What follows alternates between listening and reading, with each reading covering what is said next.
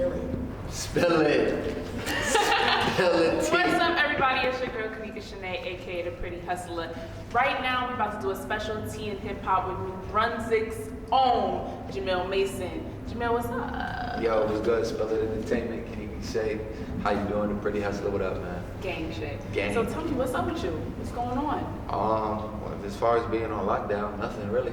Just making music. You just put out Quarantine Mommy. I just did. Well, the visual of Quarantine Mommy, that's been out since Quarantine Mommy was officially dropped in July. The movement. Shorty walk around like a nudist. Okay. So it's been out. We've been, pushing it, behind the scenes, getting the word up, and then we just dropped the visual for it. Was at the beginning, mid-November. Nice. I like that. You had the honeys up in there. Shout out to all the girls that was in the video. Right. He hit me up for the visual, but we gonna keep it going. We gonna keep it moving.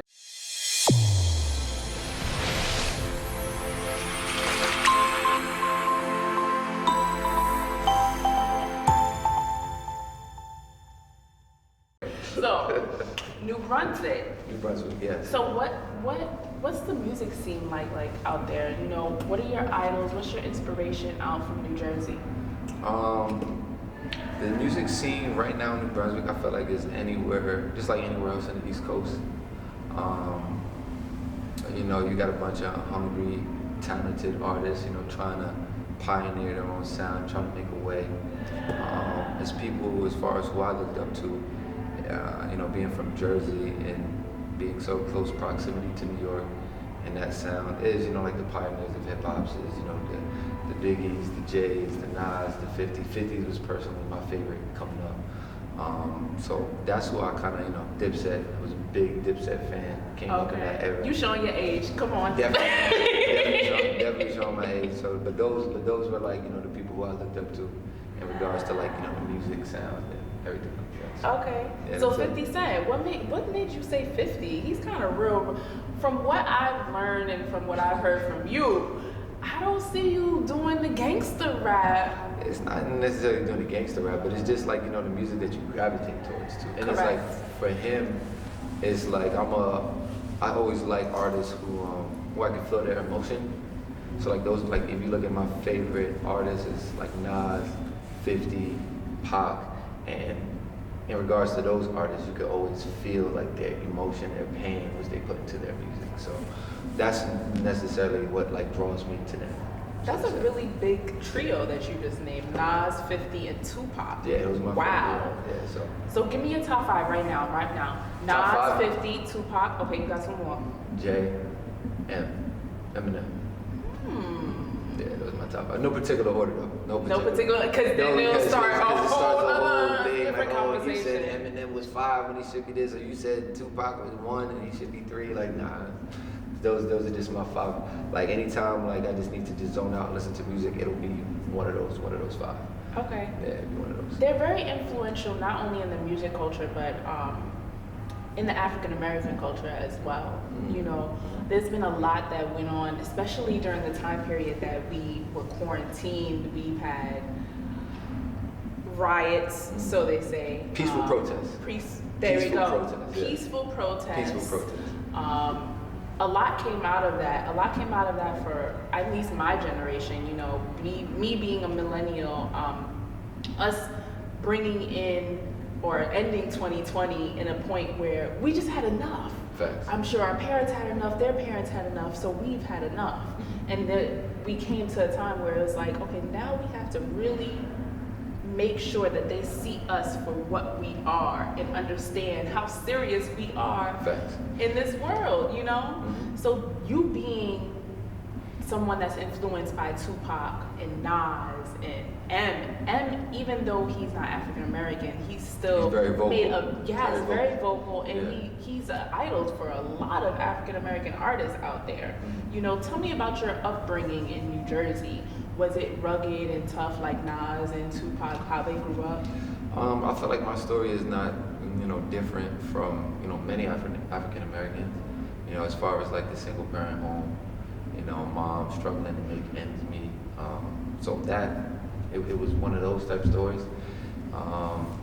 It was I grew up playing sports, so that kind of like, deterred me from like the other extracurricular activities that I could be getting into because I was always, playing basketball or playing in some type of physical activity, meaning like if it wasn't basketball, it was football. If it wasn't football, it was track. So I was very much an athlete growing up, which kept me away from a lot of stuff. But did I see it? Was I around it? Yeah. That's I was around it, but sports kind of shelter you, and especially if like you have a little talent in that particular area, and you're going to, there's certain things that you kind of have to do in order to to play, to be on the team. You Good grades. You gotta have good grades. You gotta have an attendance. Even though if I wanted to skip school, I wanted to play in the game more than I wanted to skip school. So it's just like I'm gonna go to class today. So that was my story. I'm the oldest of four, so my siblings, they looked up to me in regards to that area. So sports definitely kept me from making a lot of poor decisions as a youngin. So, Okay, yeah.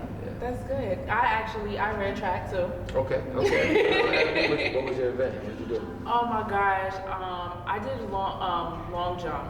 Okay. By the way, she said we're supposed to be sipping tea, y'all, but you see what she brought. This is tea for the night. All right.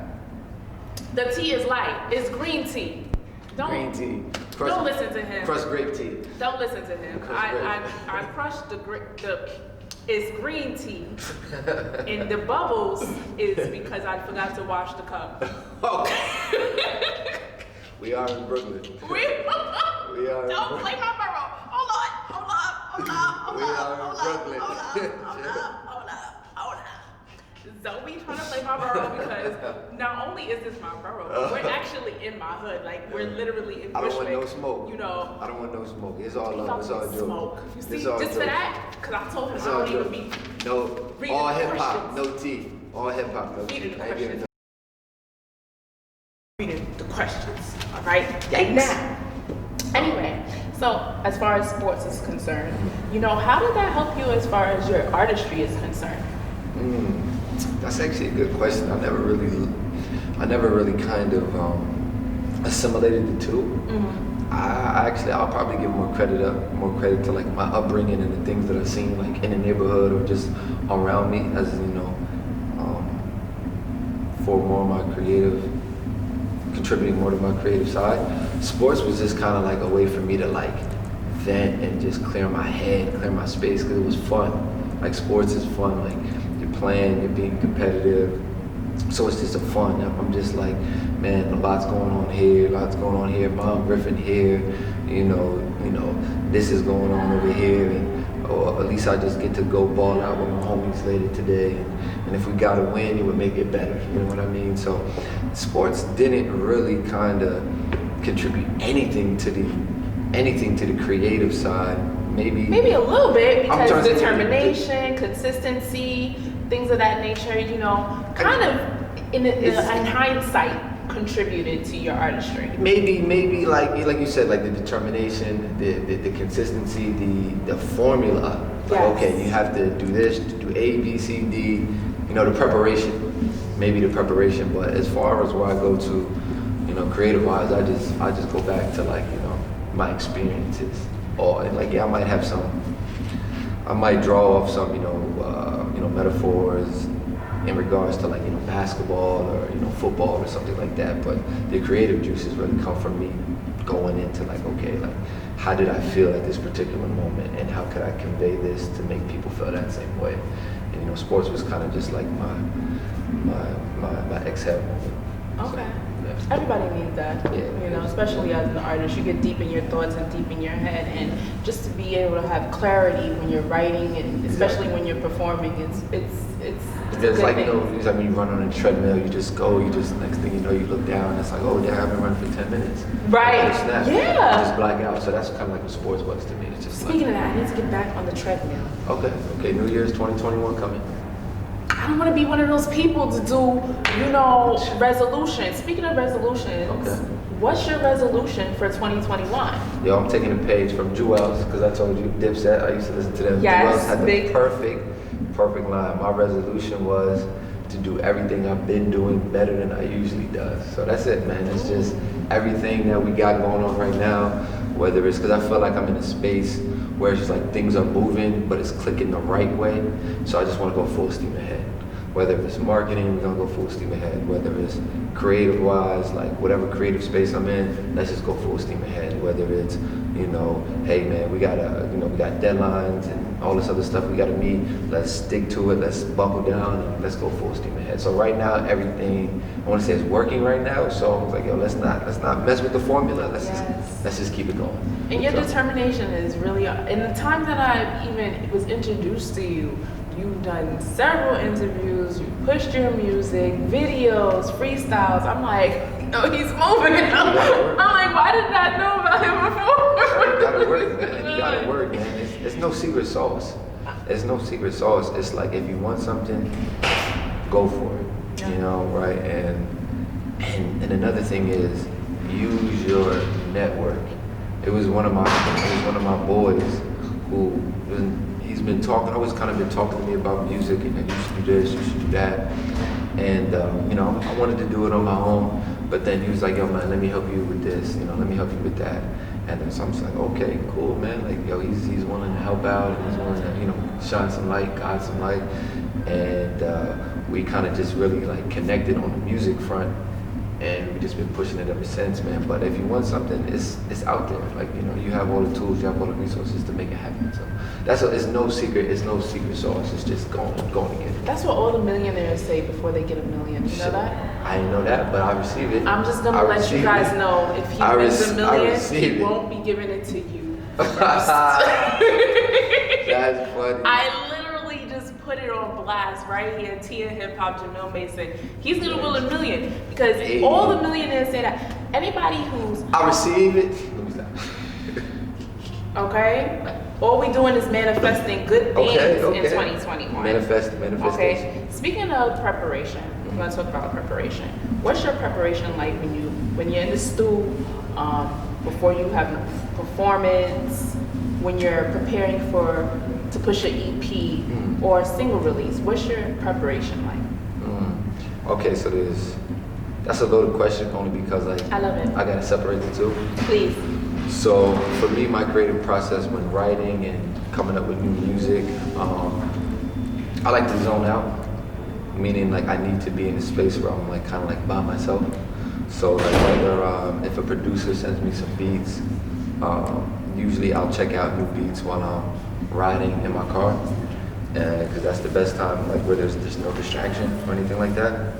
So I'll do that, and from there, once I get in a writing space, I can pretty much once I have a concept, I'll always be just writing stuff down. Like I'll just be replaying beats, whether I'm having a conversation with somebody, and if a thought pops into my head, I'll write a line down, write a line down, and then like it'll all come together, and then I'll sit down and just put it all together.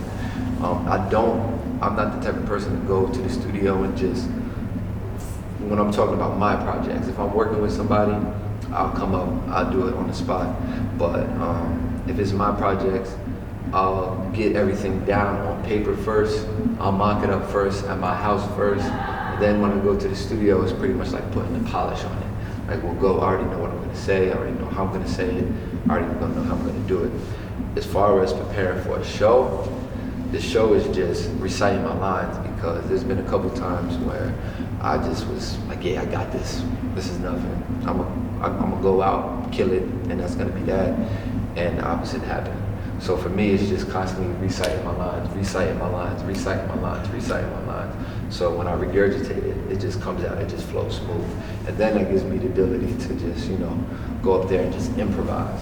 But like, once something is ingrained in your mind, you can get back to, I might stop the beat, talk to the crowd, and then pick back up. If I don't practice those lines, if I don't have that repetition, it's never gonna happen. So that's pretty much what I do.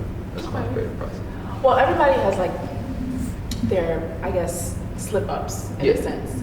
What do you do in those moments where you're about to go into the booth, or you wrote a pretty dope song in your head, or at least on paper, and you just don't feel right? You feel like maybe that piece isn't the one that's gonna fit the project that you put out. Or you just don't know if today, this day and this moment is the time that you're gonna put your best foot forward when being in the studio. Facts. So you just come back another day. I feel like you give yourself enough time. Like I'll never rush a project. Like I'll never say like, yo, hey man, a project is due in 2 months, and then 2 months out, then a month away, I'll start writing. I give myself the time to go back, do revisions, listen to it a couple times. There's a small group of people where I let hear the music, before it comes out, just to get their feedback, and from there, I just make revisions. So I give myself a couple times to revise it. But I just never just say, man, one take.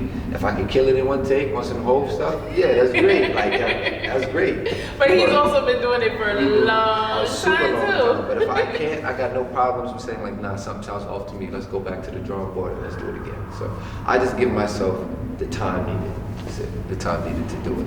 Well, speaking of Hove status, you actually started out doing music in your basement in high school. I did. What was that like? Was it somebody, one of your friends, like, yo, that rhyme that you spit at lunch, you should do music? Or was it just you, over time, you built a feel for doing something that you were passionate about? There's a little bit of both. So like I got a slew of older cousins, right? And that generation above us, it's very hard for them to like give props. Like they don't give props. So like I'll go, and it was my cousin's basement. I used to go to his house after high school. And after like basketball practice, I'll come in all sweaty, and he'd be like, yo man, da da da. So he'd be like, yo, he about to go record a track or whatever, or he made beats or whatever. Then I'd be like, just sitting there, I'd be like, yo cuz man, let me get in the booth, let me spit something. So I'll spit something, then I'll be looking for them for like, approvals. And then he'd be like, nah, that ain't it. That ain't it. I'm just like, damn. It wasn't. Like, damn. So I'm like, yo, I gotta get nice to the point. Like when my cousins is validating me, saying like, nah, that's it. So one, it was always like seeking approval of that older generation. Because like when they told you was nice, that meant you was nice, because they don't give up compliments easy. But then on the other hand, it was always like, I love doing it. So I'm just like, okay, this might be the song that, they might approve. But, and then you just kept perfecting it. I just kept doing it. When I got to college, the beautiful thing about college is, they have these studios and these art galleries and all this stuff that you can go to, that you can utilize for free because you're a student. Not for free because you're paying tuition, but you can utilize while you're there. So I get to go to the studio 24/7. So I'm like, man, after basketball practice, let's go to the studio because it's open to college students and it's free. So we're gonna just record there all night, and that's what we used to do. So I always had a love for it though. Always had a love and determination for it. Okay. Yeah. So speaking of approval, do you feel like it's important to get the approval of your peers when you're doing music?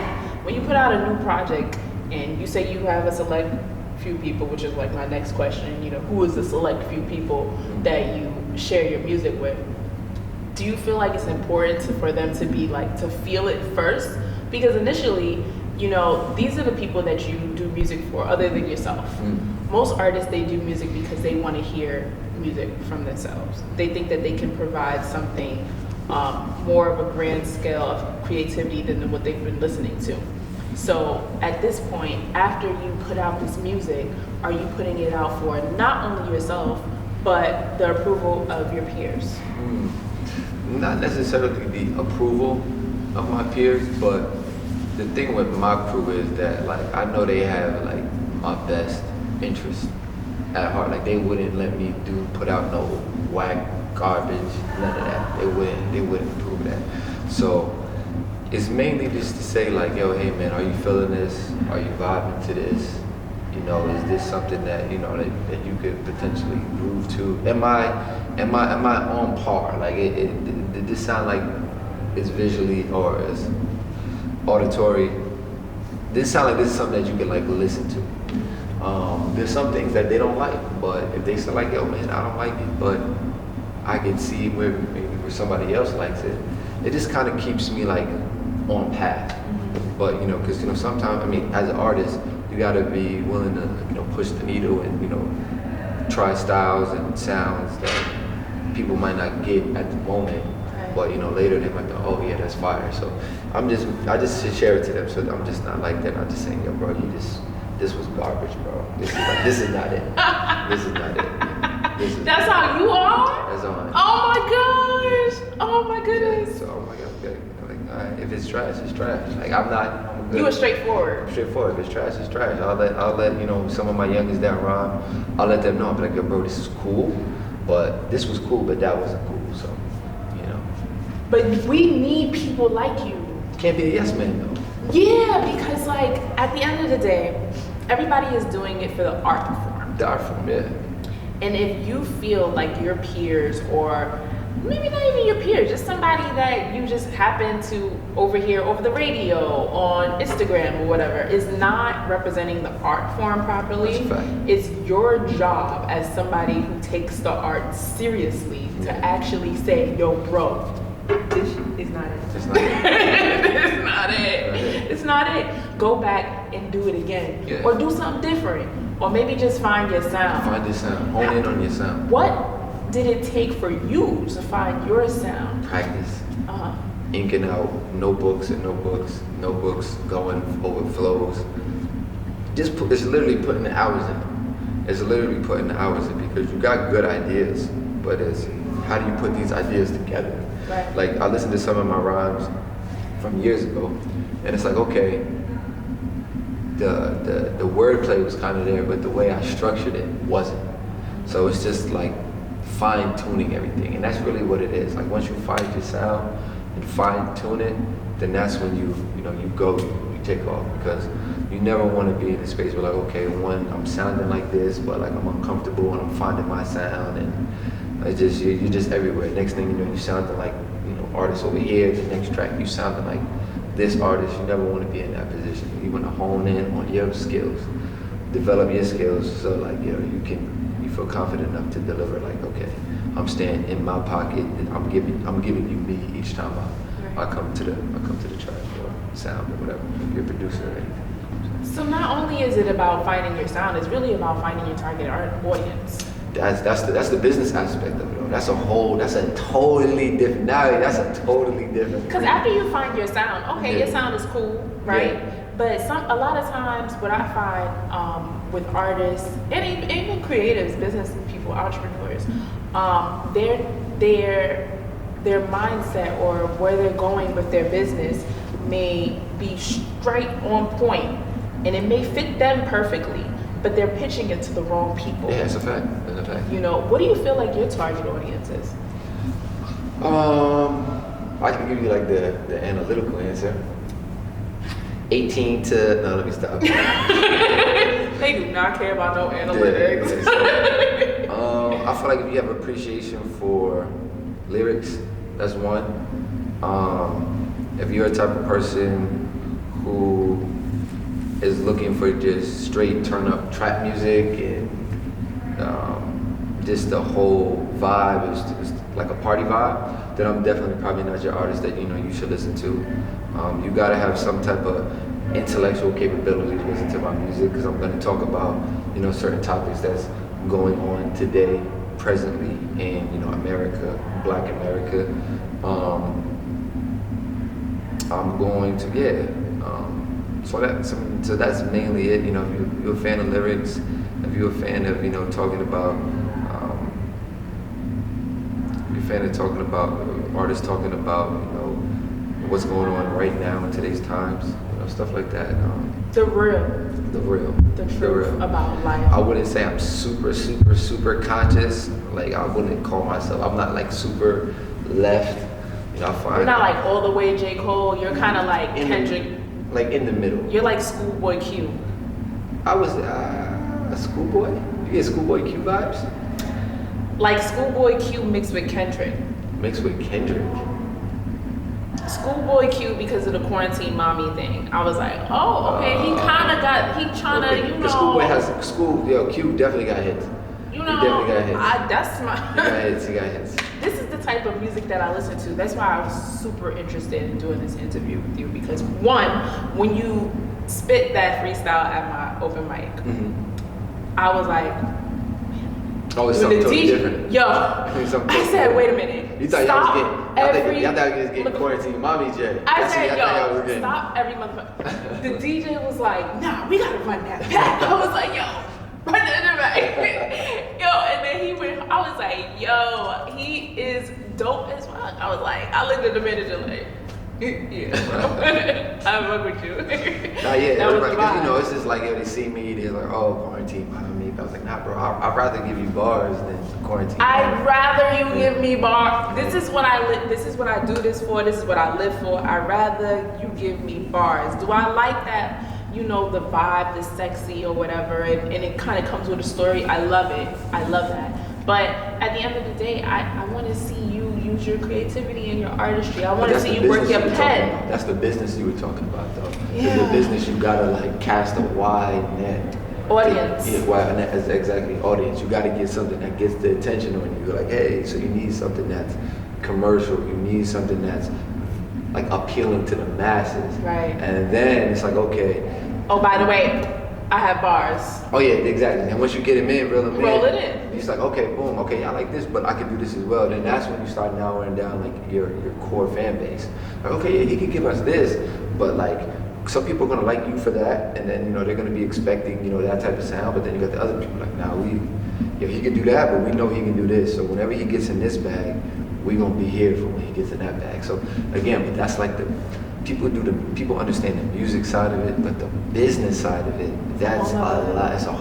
That's a whole deeper That rabbit comes hole. with a part of you actually taking your artistry seriously. Serious, yeah. You start to learn that. That's Yeah, a it fact. becomes less of a hobby and more of a job. You gotta understand that. You gotta right? understand You gotta how understand things, and it's hard for a lot, especially like being in the indie scene. Like it's really hard for artists to grasp that part of things. It's a lot more than this song hit.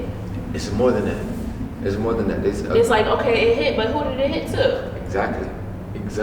Did it hit to the people that you wanted to hit to? That's gonna take you to the top. That's gonna actually follow your brand and follow your journey. Exactly. After that one song that hit, they're gonna be like, okay, it was great. It was popping. You hit the radio, blah blah blah. And then after that, it's gonna be like, okay, What's next? Did you get any core fans from it?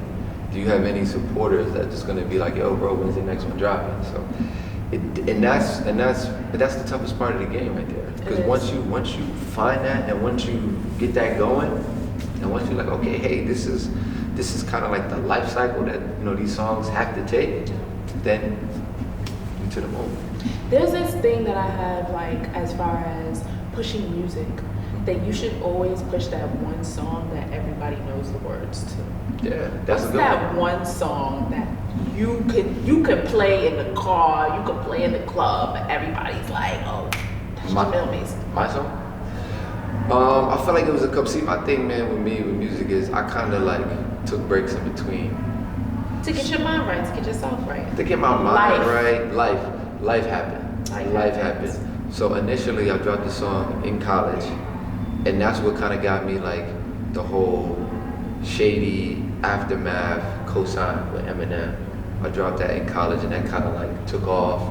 But I was still playing college basketball at the time, so it was just like nothing was bigger than basketball at the time. So Eminem called me. Well, Eminem, he didn't call me. His people called me, and it was just like, yo, M wants to meet you. Like M wants to meet you. Like he heard the record. Come on like Saturday at 3 p.m. So I checked my schedule. I'm like, Saturday at 3 p.m. Oh no, I got a game that day. Like, tell M. Like, I know you did. I had to go tell him I can't make it. I can't make it. I got a I can come Sunday, but I can't come Saturday. They're like, what? Like what? I bet you they ain't never heard that before. Never heard back. They never gonna hear that again. They never heard back. But like I'm saying, I was at a different space, like basketball. You were in a different space in your mind.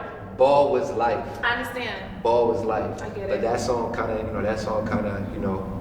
did some numbers for me, and then after I graduated, I did a track called This Life. That kind of did some numbers for me as well. But then, like, I had my daughter right after that, so then I just went into straight daddy mode. Who's absolutely So I was gorgeous. just like, yeah, thank you. So I just went into straight daddy mode, and like music was to the back burner. Then I picked it back up, and now I can say that song right now is like quarantine mommy right now. Like right now, like that's the song. Did M call you back? Oh, he never. Of course not. M. Of course. M. Wait, he didn't Call me him back. He didn't call M. me back. Stop. Of Wait. course he didn't call me back. Slim Shady. Call him back. And I'm a fan too, so I was just like, Please. yeah. I'm a fan. So like, could you please call him back? Not even please, but like, you know, he's doing things, he's doing big things. Like, call him back. Stop. It's not that ball was life then. That would be a ball was life. Ball was Ball life. is not life At right like now. 3 p.m. It's funny because I told my boy, right? And my boy, he was like, yeah, it was a big game too. I was like, yo, bro.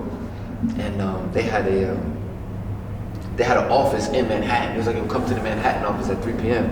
I was like, all right, bet. I told my boy, I was like, yo, bro, M wanted to meet at like 3 p.m. on Saturday. He like, bruh, we got a game, bruh. Like, we got a game. He wasn't even like, yo, this is Eminem. He's like, bro, we got a game. I'm like, yeah, you're right, yo, we got a game. Oh my God! Who that friend? You still friends with him? That's my guy. Bro, That's my guy. first of all, But friend. ball was life. Ball Friend. was life. College, Friend. they brainwash. Friend. College basketball brainwash. They make Friend. you think, yo, college basketball brainwash. Friend, don't ever in your life, give him no more advice.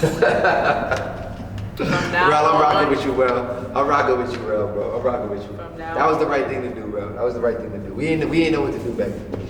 We ain't know. Friend, we're gonna talk later, friend.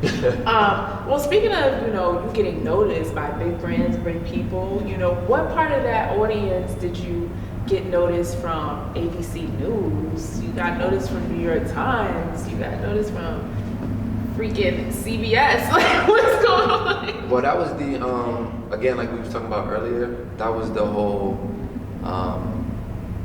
just talking about issues in the Black Lives Matter. 2020 was a lot, so pretty much I just had to speak on what was going on in the community, in Black America, in the neighborhood at that time.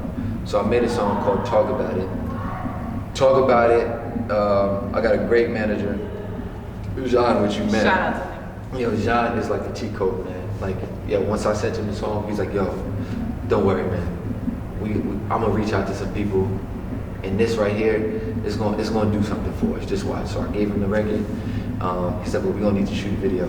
I got my people that I shoot a video with. We shot a video with. It was kind of graphic, but it was truth. It was, it was definitely, it spoke truth to power.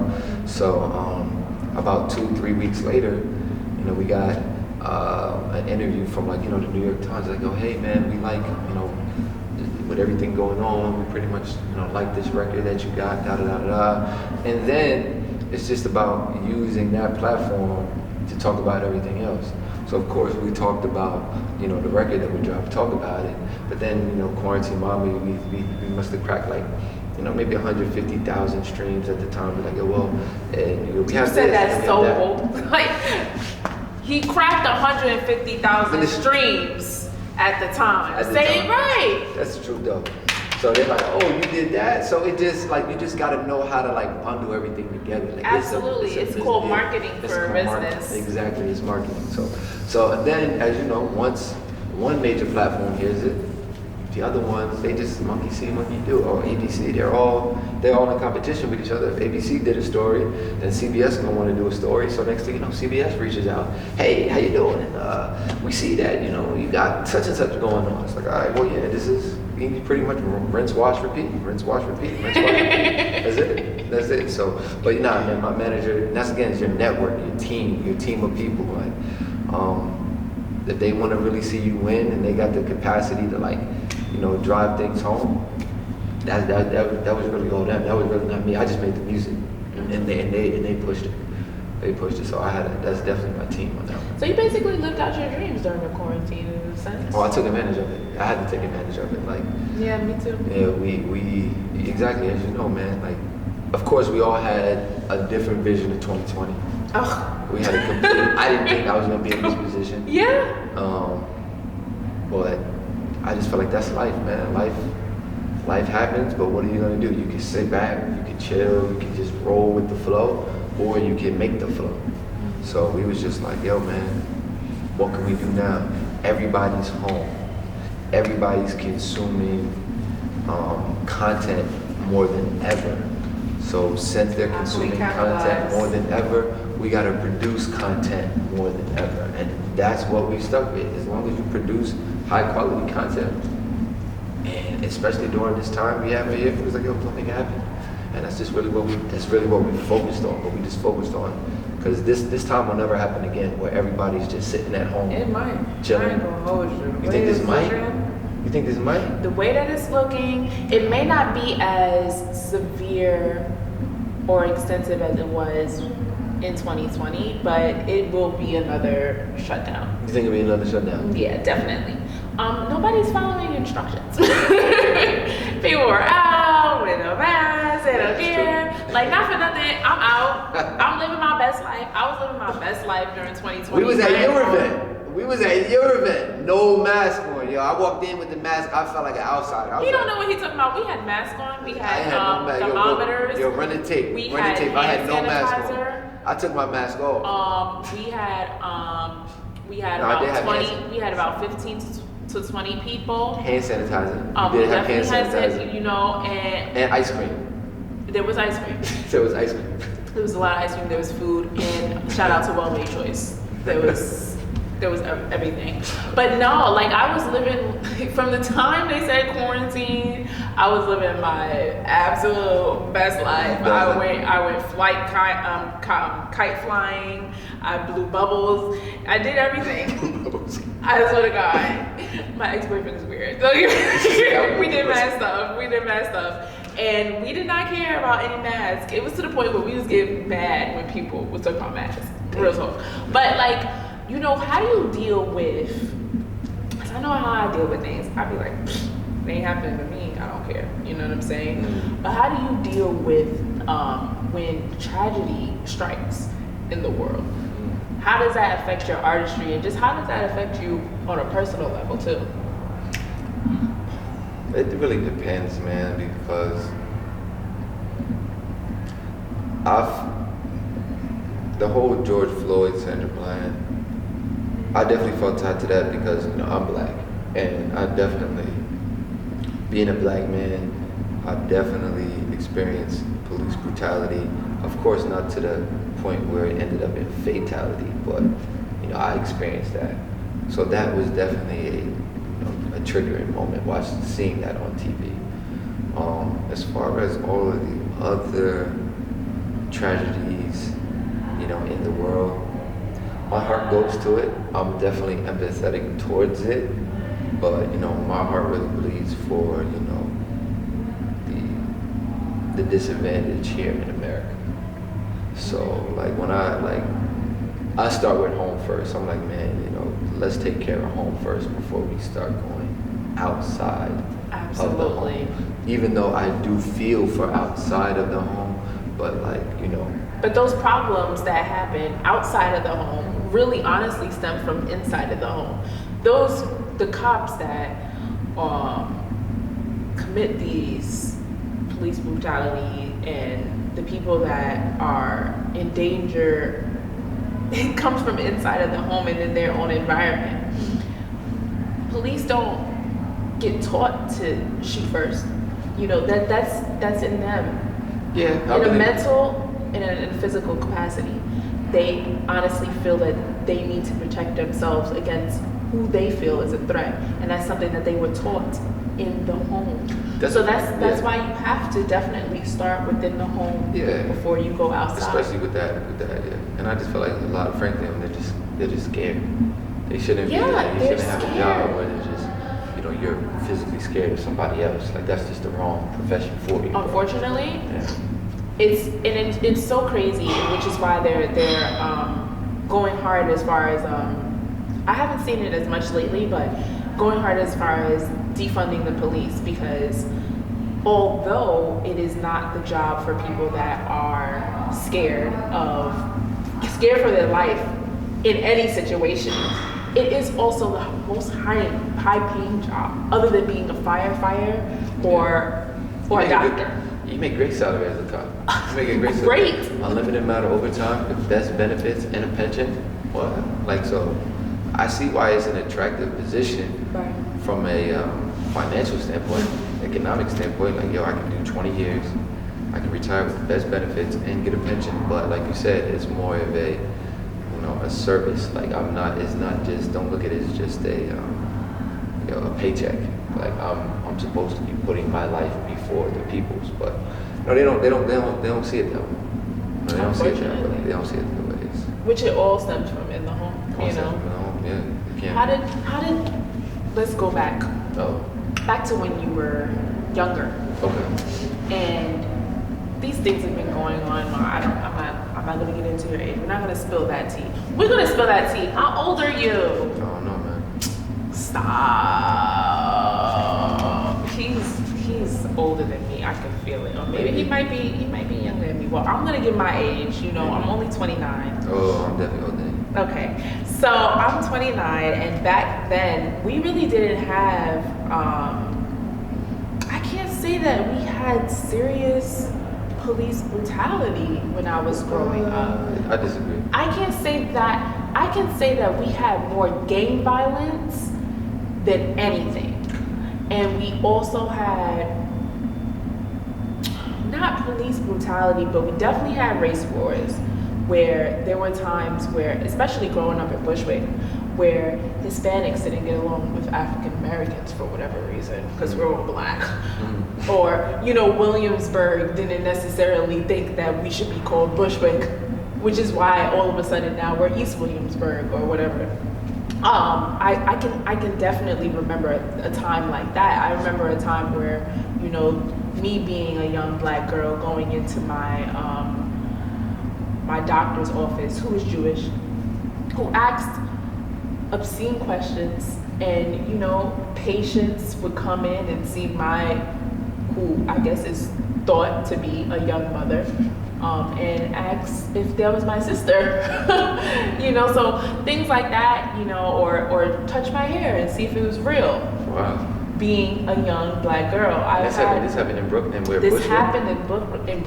Brooklyn. In Brooklyn. Wow, In Bushwick, I went to school not too far from here. I went to private school. I also went to Catholic school.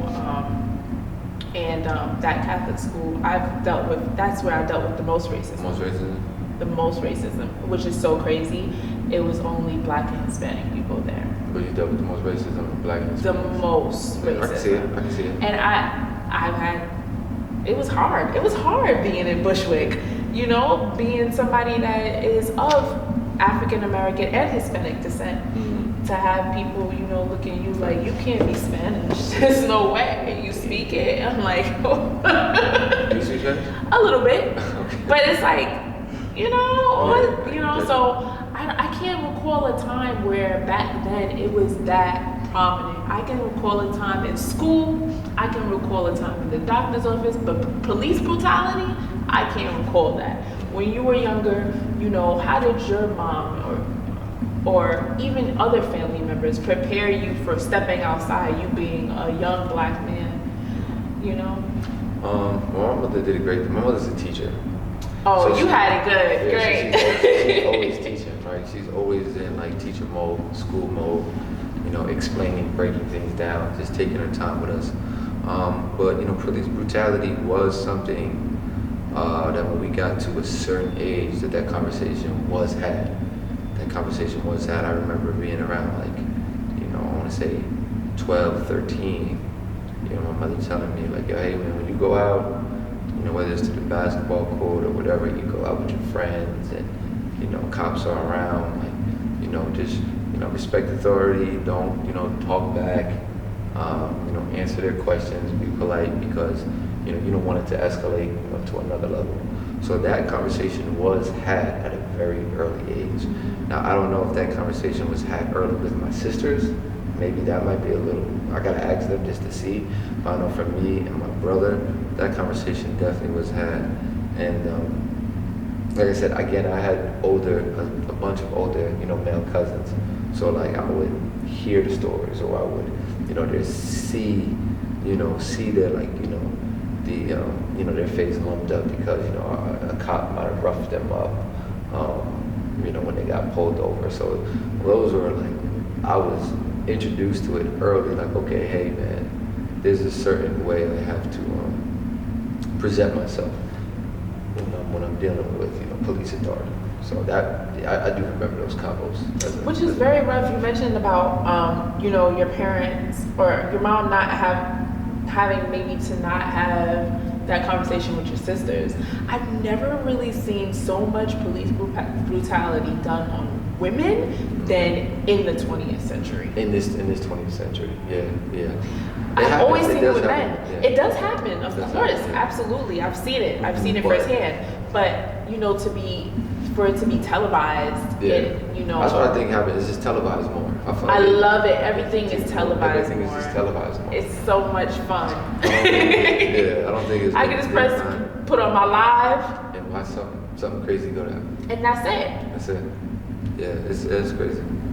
It's crazy. It's a vibe. It's something that I think we actually needed. You know, back then there's so many things that went on in the school system, in the churches, you know, in the bars, in the street, period, that we weren't able to actually express. And now we don't even have to say anything. We can just press record. Yeah, press record, watch it, but nothing's going to. I don't want to say that. I'm not going to say that. Okay. Like I said, I was going to say things. What you was going to say? You was going to say nothing was going to happen? Yeah, I ain't going to hold you. I don't want to speak that because change can happen. Change, yes. That's what we're looking forward to. We're looking forward to change. I don't want to be negative. Change can happen. Change is going to happen. It's going to happen. I was going to say toast to that, but he already drank. Toast. I enjoy that. Toast. Toast to change. Yes. Obama. So what are we looking forward to from you? In don't Obama back? We have somebody in the background. That was his whole thing. Change, hope. This all said change, toast to change, Obama, shout out to Obama, whatever. Y'all don't be catching. Shout out to I heard you. I got people looking at me in the background like I'm talking crazy. He's not talking crazy. He's actually making sense. Thank you. That was his whole campaign. How you gonna feel when the video come out if he talking crazy and I don't know. We gonna see. But in any case, speaking of change, what's new for you? What's coming up next? Oh man, I'm excited. This question I'm very excited about. So 2021, we already mapped out 2021. So I got the album coming out because the LP just dropped. Aspen, Always Seek Positivity, Envy Nothing. That's out right now. But the actual album is coming out. Pine Hill, dedicated to where I'm from, the area of New Brunswick where I'm from. Working on a joint collaborative. I don't know if it's going to be an LP. I don't know if it's going to be an album with one of my youngins, one of my little bros, my brother. He's Scott. He's super talented, super dope with the pen. You're definitely going to like him because he's OD talented I with the pen. love lyrical people. He's super lyrical. Because I like to be like, wait a minute, what did you just say? Double entendres, triple entendres, like that's him. Like that's him to a T. Send him my way. When I get in the booth with him, like when he be like, yo, he's cooking up something, like I kind of get nervous because I'm like, okay, if he cooking up something, my pen gotta be sharp. It gotta be sharp because I know what he's going in the booth to do. So those are the biggest projects. Black Queens on Aspen. We're shooting a video to that. That'll probably be mid-January. So, just working on the treatment, just working on how we're gonna, capture that because that has to be captured the right way. Absolutely. I'll shoot another video to 11 p.m. So that's coming as well, and that'll probably take us up to like June. So, those are like the major projects from now until June 2021. I love it. Give me a little bit about Aspen as far as name. What made you? Well, Aspen, that's my daughter's name. So Aspen is my daughter's name. I just turned it into an acronym. Always Seek Positivity, Envy Nothing. Just something for her, something for her to realize, like, oh, Dad been rocking with me for a minute. Like, okay, kids, they grow older and be like, yo, what did they look back. They look back. Very similar to Eminem and him always speaking Haley. Exactly. So, she's actually the voice at the end of Black Queens. If you guys haven't heard it, that's actually Aspen's voice. So she was the muse behind the music. And I wanted to put something out. I really wanted the album to come out December of 2020, but it just wasn't ready. The album was not ready. But I had a bunch of music that I thought was good, but I didn't think was meant necessarily album ready, because for me, I'm very particular. This album it literally has to flow and tell a whole story from like start to finish. You should be able to just follow the story. So I'm just like, you know what? I'm sitting on a bunch of music, you know, which I think is good music. Let me just put this out in the form of an LP, and that's what I did. Titled it Aspen. It's like, yo, hey, you know, this is for her. This is, you know, an ode to her, and that's it. And it's doing well right now, so I can't complain. That's super dope that you did that. Yeah, Oh, my little heart. Oh my man. gosh. I love girl dads. Stop. Facts. Okay. So for the tea portion of the thing before we get out of here, did you have a quarantine mommy? Did I have a quarantine mommy? I'll take another sip.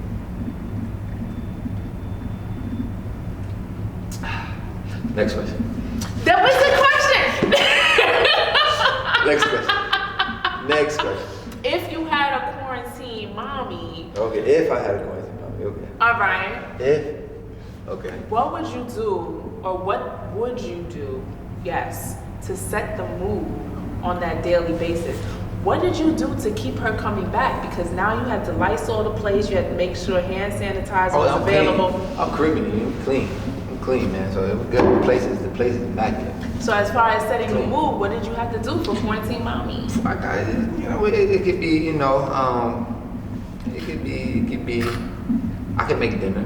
I could do that. You cooks? I cook a little bit. You know what I'm saying? Okay. I can't cook no 5-course meal, but you know, we definitely chef something up. Mm-hmm. I mean, and then you gotta watch a good flick. So you know, Netflix. I would try to pick out the best movie on Netflix, and you just come, kick it, chill. Like we couldn't do nothing. If it was the summertime, you know, go outside, chill, see the vibes. You know, go see the guys. You know, bring you around the neighborhood, introduce you to everybody. Like, oh snap! Like, you know, this is what you guys do. That sounds like my last relationship.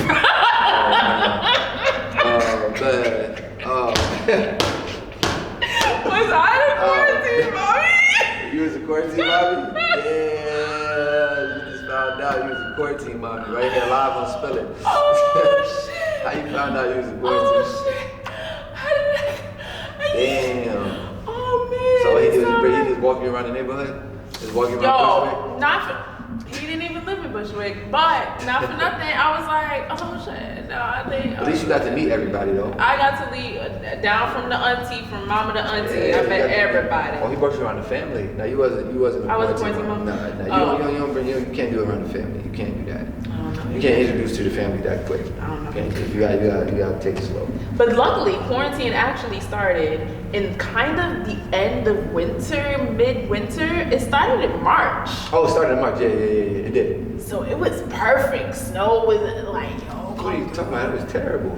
It was perfect. I don't know. The weather was getting nice. What are you talking about? It was like March, April. Like it was getting nice in April. And I thought it was perfect. I thought it was awesome. I feel like if we went into quarantine now, it would have been perfect. Like all winter, like when it's about to get frigid cold. Like. But you're also talking to somebody who didn't care about the quarantine. I was inside. I ain't gonna hold you. I was outside. I was outside. When people be like, "Oh, we back outside," I'm like, "I've been outside." Like even in the cold, like you don't mind the cold. I've been outside. I've been outside. Outside don't matter. I don't care. Outside. I'm mad lit. I'm mad lit. Networking. Okay, I got it. Yeah. That's what I was doing. Okay. Ain't nothing wrong with that. So, thank you so much. Oh man, I appreciate this. I was actually looking forward to this, man. Did you really? I was looking forward to this. And we didn't even live it. He's like, yo, we're gonna do the interview. I was like, oh, I got an interview from Spill It. I made it. He's so full I of made shit. it. Yes. They called me. He can't never think. You know what? Well, thank you though. That's a big compliment. Because you be doing everybody else. You be doing everybody else. I'm like, oh what? Like I know you seen the project. I know you seen it. I was like, and dang. you know I seen it because I reposted it. I Yeah. repost everything that you I'm do. like, dang. I'm like, if music wasn't good enough, fuck. It was amazing. I'm like, It fuck, was damn. I amazing. guess I gotta do better next This time. is I ain't get the call from Spill It. I'm like, damn. So silly. But then when I got the call, I was like, yes. I'm gonna save that DM. I'm gonna save that DM so when she finally make it and take off, I'm gonna be like, yo, Spill It called me too. Man. You gonna save my DM? I'm gonna make sure I double save your DM because he already been on channel 7. I'll be like, Jameel, remember, we was here. Remember? Now show it. Now show it. This was a vibe. Thank you so much for coming on. It wasn't that much tea. It wasn't that much tea. It was actually no tea, but it was a lot of hip hop. It was a lot of hip hop. It was. I'm cool. I made it. I'm happy I made it through, y'all. Spilling Entertainment, the Pretty Hustler. We here, man. Jameel Mason. Drop all your socials. Tell them what you got next so we can get going. Man, so Aspen, Always Seek Positivity, Envy Nothing. That's out now. Please go stream that. Definitely a whole vibe. There's gonna be something on there that you like. The visual for Quarantine Mommy. That's out now. Man, my social, everything is Jameel Mason. So that's JameelMason, Jameel Mason. And yeah, just tap in, check it out. Jameel Mason, everybody. This was another Tea and Hip Hop episode. Thank you so much for tuning in. You already know what time it is. It's your girl, Kanika Shanae, aka the Pretty Hustler. We out. Hey. But that was dope.